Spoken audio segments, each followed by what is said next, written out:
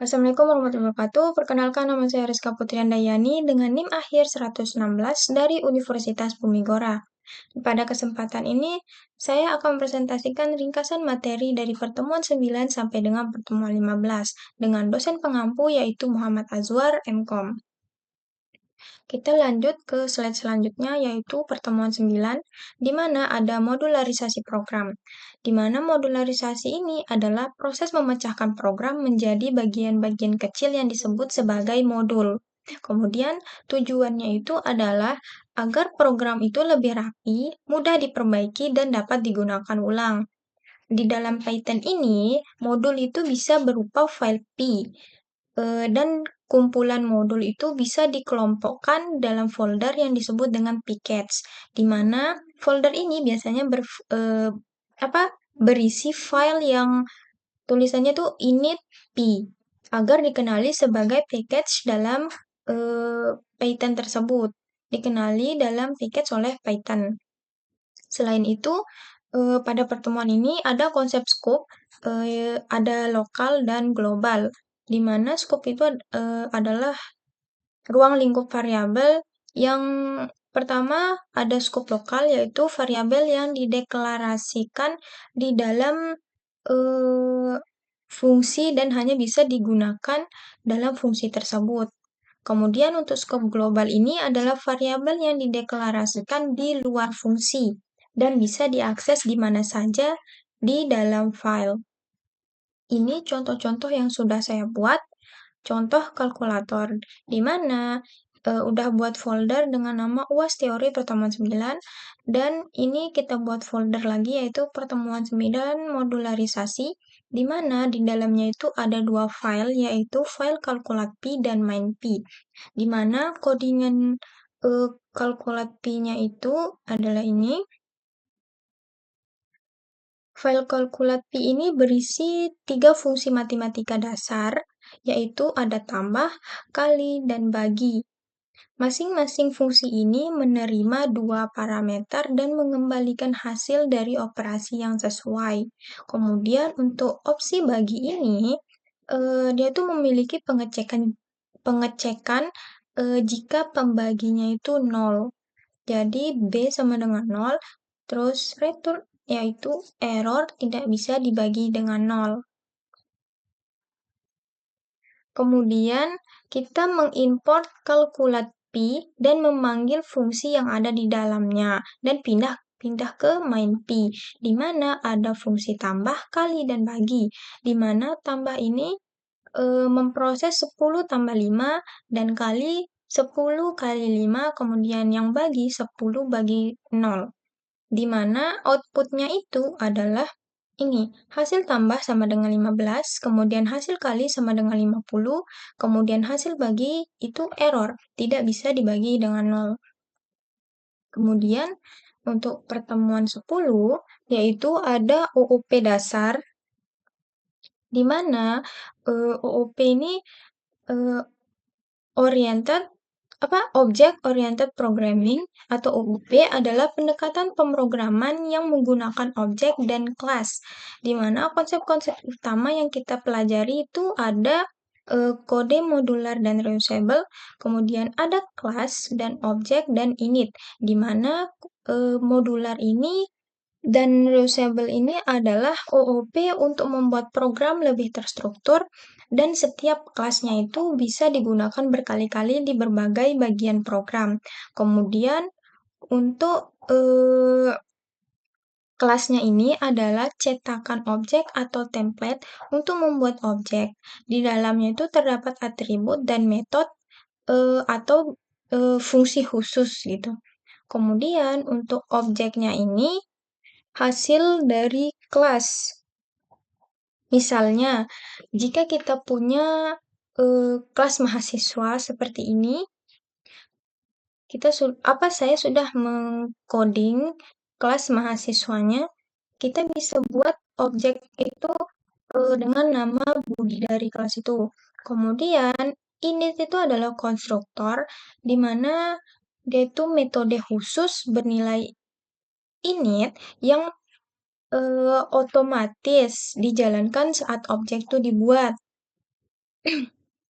yang digunakan untuk memberi nilai awal. Ini adalah contoh codingannya, di mana kita membuat kelas mahasiswa yang memiliki dua atribut, yaitu ada nama dan NIM. Di dalamnya itu terdapat init yang memberikan nilai awal ke nama dan NIM saat objek itu dibuat. Kemudian ada tampilkan nama, yaitu mengembalikan nama yang disimpan. Kemudian tampilkan info ini adalah mengembalikan gabungan nama dan NIM dalam satu string. Ini, dalam satu string. Kemudian, objek mahasiswa ini, MHS, dibuat dari kelas mahasiswa dan langsung diberi nilai Budi, 1, 2, 3, 4, 5. Kemudian, fungsi tampilkan nama dan tampilkan info ini dipanggil.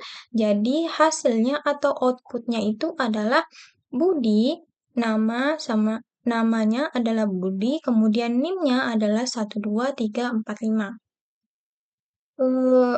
Slide selanjutnya pertemuan 11 yaitu OOP lanjutan, di mana ada poin pentingnya yaitu inheritance, class atau static method, terus abstract class dan data class, di mana inheritance ini adalah pewarisan, yaitu kelas dapat mewarisi atribut dan metode dari kelas lain.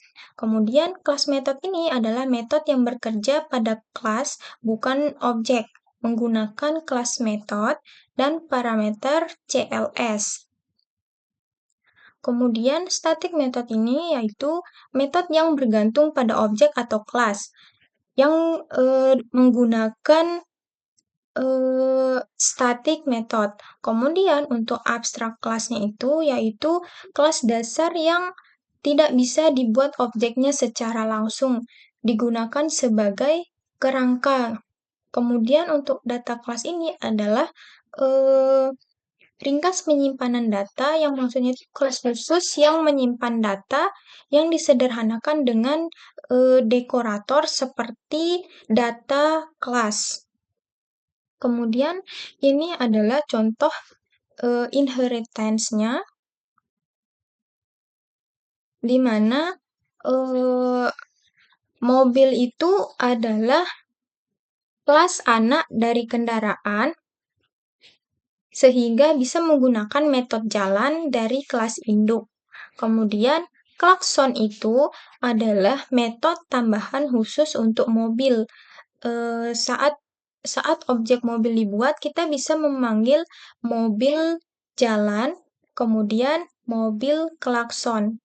Jadi, outputnya itu adalah kendaraan berjalan dan mobil membunyikan klakson. Di mana ini kan, mobil ini adalah kelas dari kendaraan ini, kelas kendaraan,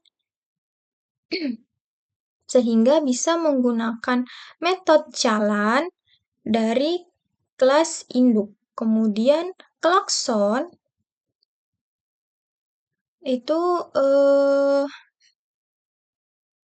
itu adalah metode tambahan khusus untuk mobil, di mana saat objek mobil itu dibuat, kita bisa memanggil objek jalan dan mobil objek mobil jalan dan objek mobil klakson. Kemudian outputnya itu akan seperti ini, yaitu kendaraan berjalan kendaraan berjalan dan mobil membunyikan klakson. Selanjutnya ada contoh abstrak kelas, di mana hewan adalah kelas abstrak, tidak bisa dibuat objeknya langsung. Kemudian untuk metode suaranya ini didefinisikan sebagai abstrak dan harus diisi oleh kelas turunan seperti kucing. Jadi, hasilnya itu adalah meong.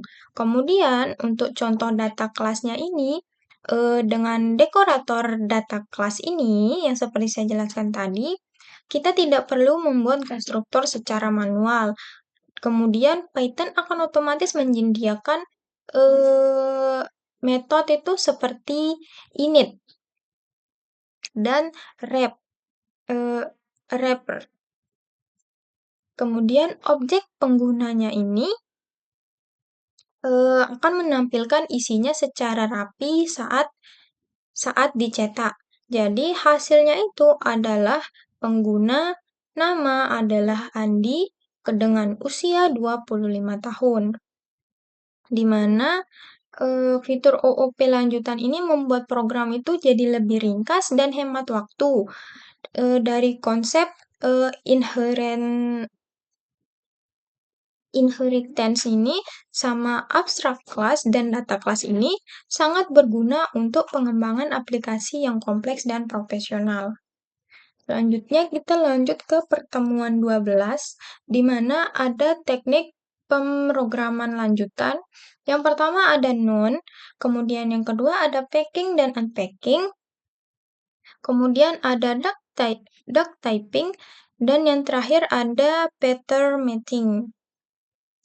Di mana non ini adalah nilai khusus yang menandakan tidak adanya nilai. Biasanya digunakan sebagai nilai awal variabel atau penanda kosong. Kemudian yang kedua itu ada packing dan unpacking. Packing berarti menggabungkan nilai menjadi satu, sedangkan unpacking adalah memisahkan. Cocok untuk fungsi dengan parameter variabel. Kemudian duck typing ini adalah prinsip bahwa jika suatu objek berperilaku seperti sesuatu, maka dianggap sebagai itu. Tidak tergantung tipe objek, selama memiliki metode yang dibutuhkan. Kemudian untuk pattern matching ini merupakan fitur baru mirip dengan Sweet Case di dalam Python 3.10 ke atas digunakan untuk membuat seleksi kondisi yang rapi, di mana saya sudah membuat codingannya. Kemudian di sini ada non, packing unpacking, dan duck typing dan pattern matching, di mana non ini X itu nilai X diset ke non, lalu dicek apakah kosong. Kemudian hasilnya itu adalah nilai X kosong atau non. Kemudian untuk packing dan unpacking-nya ini, fungsi cetak data menerima nama dan sejumlah argumen seperti ini. Seperti ini. Ini adalah contoh dari fungsi packing dan unpacking. Jadi hasilnya itu adalah namanya adalah Lia. Kemudian ini ada Python, Django, dan Flash. Di mana ini adalah argumen lain gitu selain nama gitu. Jadi itu adalah packing dan unpacking. Secara pemahaman saya seperti itu. Kemudian di sini ada duck typing, di mana duck typing ini ada fungsi seperti terbangkan OBJ yang dapat menerima objek apapun yang punya metode terbang seperti burung terbang dan pesawat juga bisa terbang. Di sini kan ada fungsi terbang dan di sini ada fungsi terbang di mana kelasnya itu ada burung dan pesawat. Kemudian terbangkan OBJ ini kan menerima objek apapun yang punya metode terbang seperti kelas ini. Jadi hasil outputnya itu adalah burung terbang dan pesawat juga bisa terbang. Kemudian untuk pattern matching-nya ini bagian Matcase itu menampilkan pilihan menu, yaitu menu. Di sini menampilkan pilihan menu, kemudian dengan struktur yang lebih rapi daripada dengan if dan elif. Di mana hasilnya itu adalah ini, pilih menu 1 sampai 3. Saya memilihnya angka 2. Di sini kan, menu sama dengan input, pilih menu 1 sampai dengan 3. Kemudian bagian Matcase-nya ini menampilkan pilihan menu. Ini pilihan menunya ada nasi goreng, kemudian mie ayam, es teh, dan menu yang tidak tersedia. Kemudian hasilnya ini yang saya pilih adalah eee, pilih menu 1 sampai 3. Saya memilihnya angka 2 yaitu, mie ayam. Kemudian selanjutnya untuk temuan ke-13 yaitu, ada, exception dan debugging,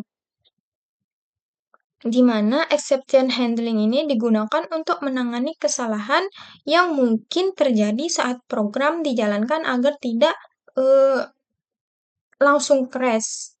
Jadi komponen komponen yang penting itu adalah ada three except, else, finally, rise, dan docstring, di mana three x ini adalah blok pengecekan error, dan else ini dieksekusi jika tidak ada error, kemudian finally ini selalu dijalankan apapun yang terjadi.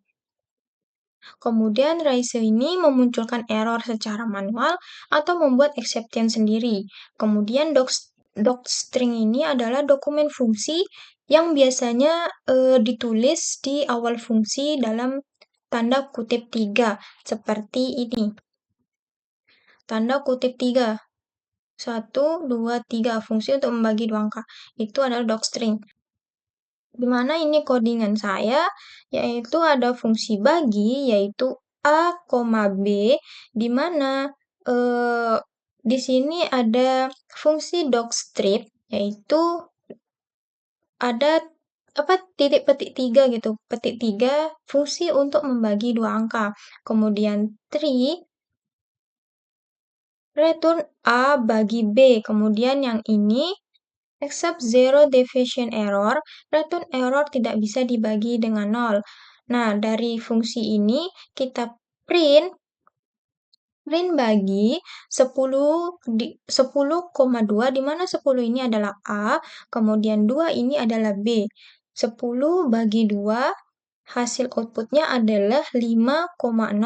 Kemudian 10 bagi 0, hasilnya itu error, tidak bisa dibagi dengan 0. Kemudian finally-nya itu tetap dijalankan.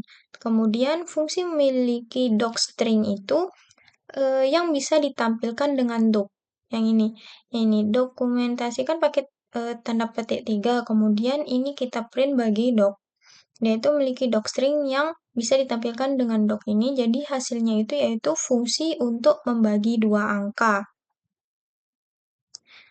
Kemudian dari exception dan debugging ini sangat penting untuk menjaga program tetap berjalan meskipun terjadi error. Ini tuh membuat program itu lebih andal gitu. Lebih andal gitu. Kemudian untuk slide selanjutnya yaitu pertemuan 14, yaitu manipulasi file dan CLI, di mana ada file I/O, kemudian CLI input, dan format data. Di mana manipulasi file ini adalah bagaimana membaca dan menyimpan data ke file menggunakan format JSON, yaitu seperti file I/O, membaca dan menulis file dengan open dan with. Kemudian CLI atau command line dia itu mengambil input dari command line menggunakan modul sys dan menyimpannya ke dalam sysr. Kemudian format datanya itu bekerja dengan format CSV dan JSON. Selanjutnya untuk codingannya ada simpan ke file JSON, kemudian baca kembali file JSON dan ambil input dari command line. Di mana di sini mengimport modul JSON dan sys. Kemudian data itu disimpan ke dalam file JSON yang bernama data JSON. Kemudian data itu dibaca ulang dan ditampilkan. Seperti ini dibaca ulang. Kemudian ambil input CLI-nya itu kita mengecek apakah ada argumen yang diberikan lewat terminal, lalu hasilnya itu adalah seperti ini, di mana isi dari codingan ini adalah Tadi isi filenya adalah nama adalah Budi, kemudian usianya adalah 20 tahun. Nah, di sini itu kan kita pakai baca kembali dari file yang dari simpan ke file JSON lalu kita baca kembali gitu. Kemudian untuk ini ambil input dari command line-nya itu yang ini, yang seperti yang saya jelaskan tadi, CLI-nya itu. Mengambil input dari command line menggunakan sys dan menyimpannya ke dalam sysarf ini. Jadi, di sini di print tidak ada argumen dari CLI. Hasilnya itu adalah isi file sama dengan nama adalah Budi dan usianya adalah 20 tahun. Di sini tidak ada argumen dari CLI. Command line. Kemudian untuk slide terakhir pertemuan 15 yaitu teknik lanjutan dan konsep tambahan di mana di sini ada datetime, delete, enum, eval dan access, generator yield, dan interable dan iterator. Di mana datetime ini adalah untuk mengakses waktu saat ini gitu, atau membuat format tanggal. Kemudian delete ini untuk menghapus variabel atau item dalam list agar memori itu lebih efisien. Kemudian enum itu adalah membuat tipe data tetap seperti Kemudian untuk enum membuat tipe data tetap seperti status aktif atau non-aktif. Setelah itu eval dan access ini yaitu untuk menjalankan kode Python yang ditulis dalam bentuk string. Kemudian generator dan yield ini membuat data satu persatu secara efisien, hemat memori, gitulah. Kemudian iterable dan iterator ini adalah objek yang bisa diulang seperti list dan yang bisa diproses satu persatu. Contoh kodenya seperti ini. Ada enum, datetime, dan eval dan access dan generator yield. Di mana codingan pertama itu ada enum, status ini, kelas status, fungsi kelas status adalah enum dengan dua nilai tetap. Aktif sama dengan 1, non-aktif sama dengan 2. Kemudian print status pengguna, yaitu status aktif. Kita pilih status aktif. Kemudian dalam datetime ini adalah waktu sekarang, waktu login atau waktu saat ini. Kemudian untuk eval dan access-nya ini adalah mengeksekusi perintah string, yaitu kode sama dengan print, yaitu kode dari string berhasil dijalankan, eval kode, yaitu mengeksekusi perintah dari string. Kemudian untuk generator dan yield-nya ini adalah def kuadrat n for i in rank n yield i kali i, di mana def kuadrat n ini dia itu mendefinisikan fungsi dengan nama kuadrat yang menerima satu parameter yaitu n. Kemudian for i in rank n ini adalah perulangan dari i. I itu sama dengan 0 hingga i lebih kecil dari n, di mana artinya itu kalau n itu sama dengan 5, maka i akan bernilai 0, 1, 2, 3, dan 4. Kemudian yield i kali i menghasilkan kuadrat dari i setiap kali loop itu berjalan.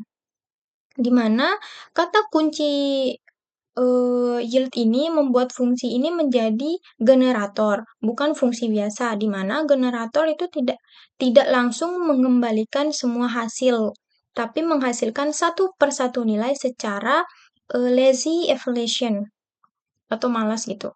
Kemudian for nilai in kuadrat 5, print kuadrat sama dengan nilai, di mana for nilai in kuadrat ini memanggil fungsi generator kuadrat 5 dan mengambil nilai satu persatu yang dihasilkan oleh yield. Kemudian print kuadrat sama dengan nilai itu mencetak hasil kuadrat ke layar. Jadi hasil dari codingan 4 ini ada enum, date time, eval access generator gate, hasilnya itu adalah ini. Enum hasilnya adalah status pengguna, yaitu dia itu statusnya aktif. Kemudian waktu login atau date time-nya itu adalah ini, waktu sekarang atau waktu kita login. Kemudian untuk eval dan access-nya ini adalah kode dari string berhasil berjalan. Ini, kode dari string berhasil berjalan. Kemudian untuk generator dan yield ini adalah ini, kuadrat 0, kuadrat 1, kuadrat 4, kuadrat 9, dan kuadrat 16.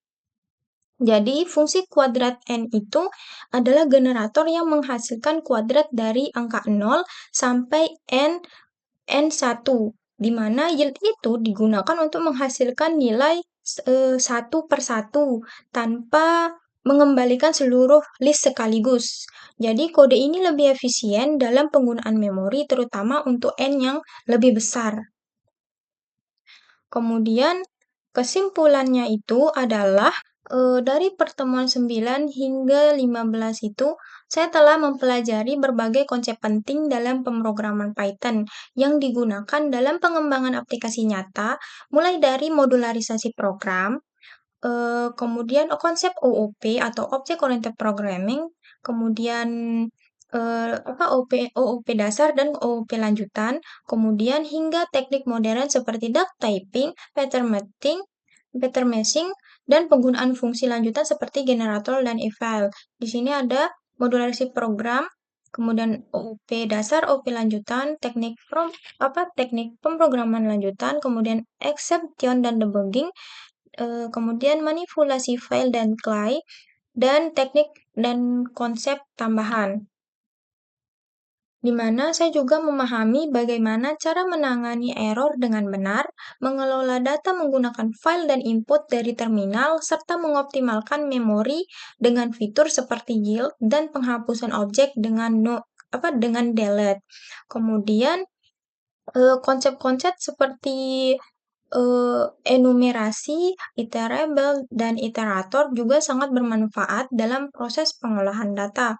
Kemudian secara keseluruhan, materi yang saya pelajari itu sangat berguna untuk membangun aplikasi Python yang lebih efisien, modular, aman, dan profesional. Dari semua yang sudah saya bahas tadi,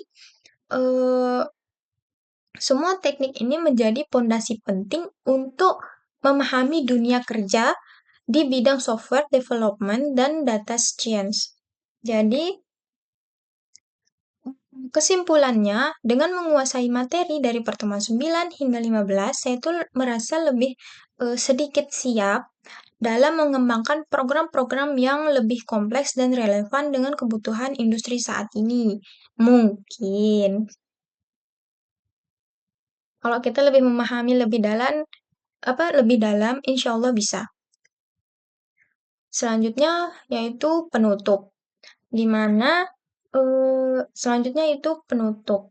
Demikian presentasi dari saya atau penjelasan saya mengenai materi dari pertemuan 9 sampai 15 dalam mata kuliah teori pemrograman 4 dengan dosen pengampu yaitu Muhammad Azwar MKom, di mana saya telah menjelaskan semua poin penting dari slide ke slide, termasuk contoh codingnya, contoh nyata codingnya, kemudian hasil dari output codingannya, dan penerapan dalam dunia nyata, di mana saya sudah menjelaskan satu-satu cara, di mana saya sudah menjelaskan satu-satu dalam slide tersebut. Jadi, di sini saya mohon maaf jika ada salah kata atau salah cara saya mempresentasikan pertemuan 9 sampai 15 tadi, mohon dimaafkan karena tidak ada manusia yang sempurna. Kemudian, semoga materi ini bermanfaat bagi kita semua. Terima kasih atas perhatiannya. Mohon maaf sebesar-besarnya jika ada salah kata dan salah cara saya, mempresentasikan codingan maupun menjelaskan, karena manusia tidak ada yang sempurna. Jadi terima kasih atas perhatiannya, terima kasih sebanyak-banyaknya. Wassalamualaikum warahmatullahi wabarakatuh. Sekian video dari saya. Wassalamualaikum warahmatullahi wabarakatuh.